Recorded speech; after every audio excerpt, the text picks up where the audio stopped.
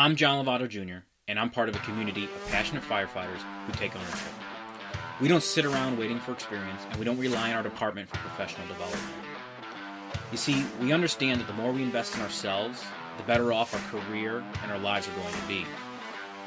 Because we're influencing people as opposed to forcing them, people who have never been taught the benefits of being into the job, we have to do things differently. We know what works because it's been modeled by great firefighters before us. It's just not understood by all, so we have to put ourselves out there to be judged. Put yourself out there, ignore the naysayers. They tell you you're doing the impossible, yet it works. Being in the job is actually what builds morale and performance. We are culture changers. We are bringing back the senior man culture. We are Brotherhood Coaching.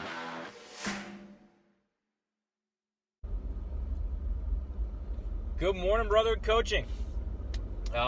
Heading on in today. It's a safety stand-down week. So for us, that's going to mean no non-essential tasks. So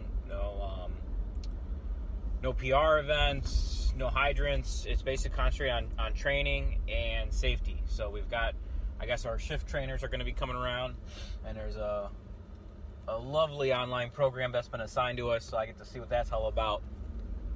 So today's plan is we'll do whatever comes our way with it, but we're going to get a pre-plan in.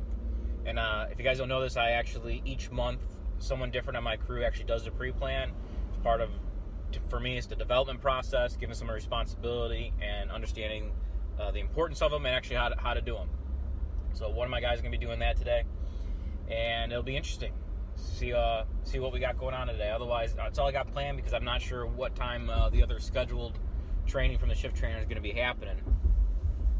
So I did learn something over the past couple days. Yesterday was Daddy Kid Day. I had both my kids. My wife was working, and we went to one of our I asked my daughter what she wanted. She wanted a certain meal, so we went to one of our favorite restaurants, this Cuban place, because my daughter loves croquetas.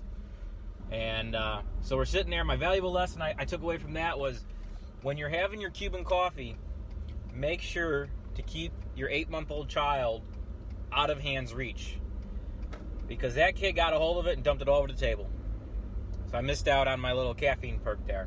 Everyone's all right, no burns, but he ended up dumping it and was just playing around, having a good time. So that was my bad. But how often does something happen to you?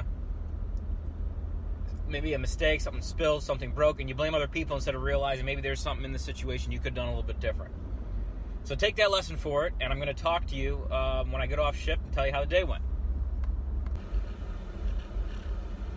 All right, just finished a 36-hour shift. Took the first 12 hours of overtime today. Got to work with the other crew at my station. So that was a nice change. I don't normally take overtime, but 12 hours available. I figured, hey, let's go for it. And so yeah, it was good shift and a half. I got to sit down with one of my newer guys and go over some expectations. And one of the things he talked about with expectations was, he goes, man, communication's key. And he goes, this helps bridge any types of gaps you're having. And, kind of opens up, especially when I do the 10 for you, 10 for me with him, it kind of opens up that any stuff maybe he expects and wants that maybe I'm not communicating as clearly, but he can kind of give me his perspective, and it kind of draws out some of those questions he's having. So if you're not doing expectations, start doing them. It's going to help your people. It's really for your people, and it's also going to help you. But at the end of the day, I think it really helps the crew out. As work today, started getting busy in the afternoon, but we got a drill in. I drilled the mask up drill with these guys today on the overtime shift, and I told them our goal is less than 25 seconds, and all the guys were beating the benchmark. And it was funny because they all ended up going more reps and sets than I had thought, but they made it into a competition. The guys had a lot of fun with it, and so it was nice to see. It's always a good refresh to see how different crews do things, and all in all, it's a good learning experience. But man, I can tell you right now, I'm excited to go home and see the wife and kids.